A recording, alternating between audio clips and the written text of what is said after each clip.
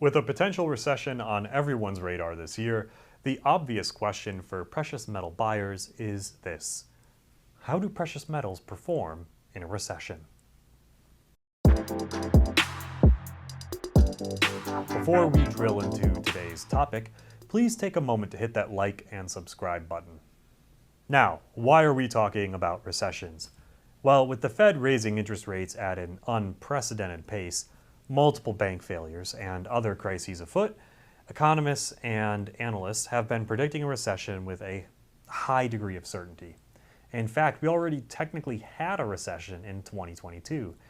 Negative GDP for 2 quarters in a row is the definition of a recession, and that's what we saw in Q1 and Q2. But there are more serious economic hurdles in our path this year, and that has led to the most widely predicted recession in history. There's going to be a lot of humble pie being served if the economy continues to perform apace, but that shouldn't deter us from making smart preparations for the inevitable recessions in our lives. It's an economic cycle that always occurs, and at this point it's important to mention that not only do we want to know how metals perform in a recession, but we want to compare that to alternatives. If you keep your money in an S&P 500 index fund, how does that do in a recession, for example? Well, it should come as no surprise to anyone watching that stocks perform very poorly during recessions.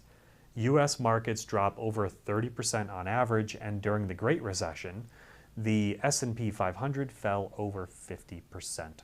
Most of us have money in stocks, if only through IRAs and 401ks.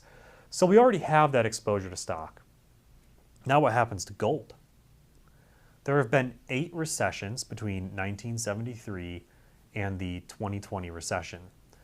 Gold outperformed the S&P 500 6 out of 8 of those recessions.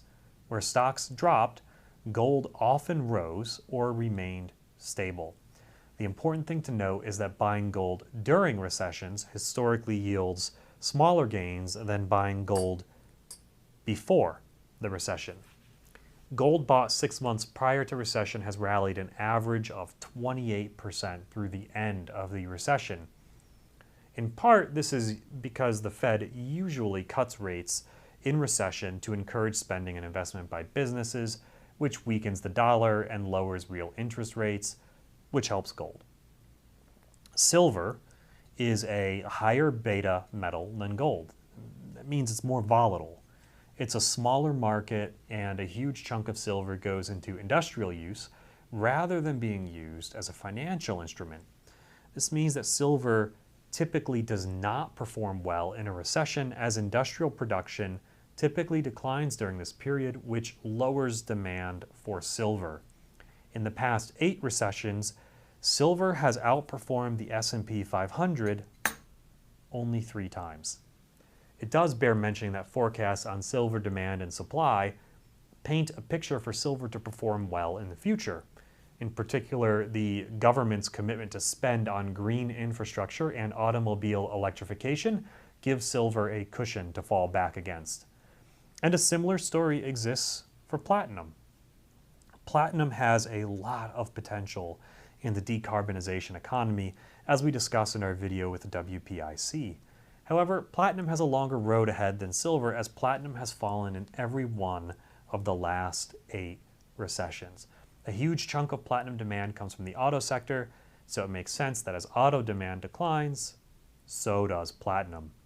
High interest rates weigh heavily on auto loans, so entering a recession environment with those headwinds would create a difficult scenario for platinum. So there you have it. Keep an eye open for recession indicators.